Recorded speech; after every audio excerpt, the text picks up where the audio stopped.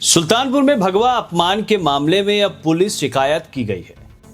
दरअसल 2 अक्टूबर को कादीपुर विधानसभा के करौदी कला में हुए एक कार्यक्रम में श्यामलाल निषाद के संबोधन को लेकर आरोप लगा कि उन्होंने सनातन धर्म और भगवा पहनने वालों का अपमान किया, जिस पर कादीपुर के भाजपा विधायक राजेश गौतम ने श्यामलाल निषाद को मंच पर खरी खोटी सुनाई और उन्हें टोका। बता दें कि राजेश गौतम ने कहा कि मैं दलित समाज से आता हूं और मुझे हिंदू होने पर गर्व है।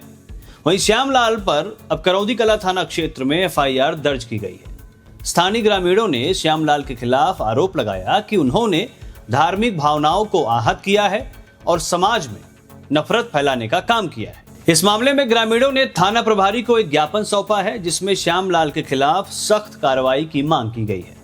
ज्ञापन सौंपने वालों में विवेकानंद उपाध्याय, संजय उपाध्याय, लालजी पांडे समेत कई स्थानीय शामिल हैं। शिकायत में ग्रामीणों ने कहा है कि कार्यक्रम के दौरान श्यामलाल निषाद ने मंच से हिंदू धर्म, संतों और धार्मिक परंपराओं के खिलाफ अमर्यादित और आपत्तिजनक भाषा का प्रयोग किया, जिसकी वजह से न केवल ग्रामीणों की धार्मिक भावनाएं आहत हुई, बल्कि क्षेत्र में सांप्रदायिक तनाव का माहौल भी पैदा हो गया।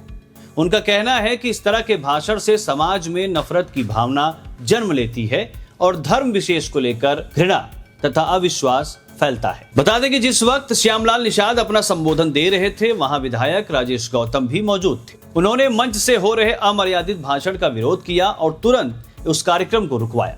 उनके इस कदम की अब सोशल मीडिया से लेकर जिले भर में सराहना हो रही है। ग्रामीणों का कहना है कि अगर भाजपा विधायक राजेश गौतम समय पर वहां नहीं पहुंचते या वहां नहीं रहते तो स्थिति और बिगड़ सकती थी। वहीं श्यामलाल निषाद ने अपनी सफाई में कहा है कि वे अंबेडकरवादी विचारधारा के हैं। उन्होंने आरोप लगाया कि विधायक ने उनकी बात पूरी होने से पहले ही उनके हाथ से माइक छीन लिया और उन्हें बोलने नहीं दिया।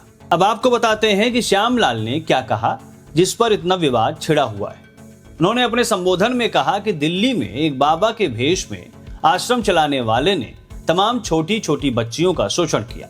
वहीं रामभद्राचार्य को लेकर उन्होंने कहा कि वो खुद को जगत गुरु बताते हैं, लेकिन वो कह रहे हैं कि देश के अंदर अगर आरक्षण की व्यवस्था ज्यादा दिन तक टिकी रही तो गृह युद्ध हो जाएगा। उन्होंने आगे कहा कि इस तरह की भाषा बोलने वाले, संविधान का विरोध करने वाले हमारे हमदर्द नहीं हो सकते। ऐसे लोगों की कथा सुनने की कोई जरूरत नहीं। उन्होंने ये भी जोड़ा कि अगर कोई साधु संत महात्मा के भेष में बाबा साहब का अपमान करता है या संविधान में हमारे आरक्षण का विरोध करता है तो ऐसे लोगों को सम्मान नहीं दिया जाना चाहिए। श्यामलाल निषाद की इन टिप्पणियों पर क्षेत्रीय विधायक राजेश गौतम ने अपना आपा खो दिया और वे अपनी जगह से उठे और श्यामलाल से माइक छीनने का प्रयास करने लगे, जिससे दोनों के बीच नोकझोंक हुई।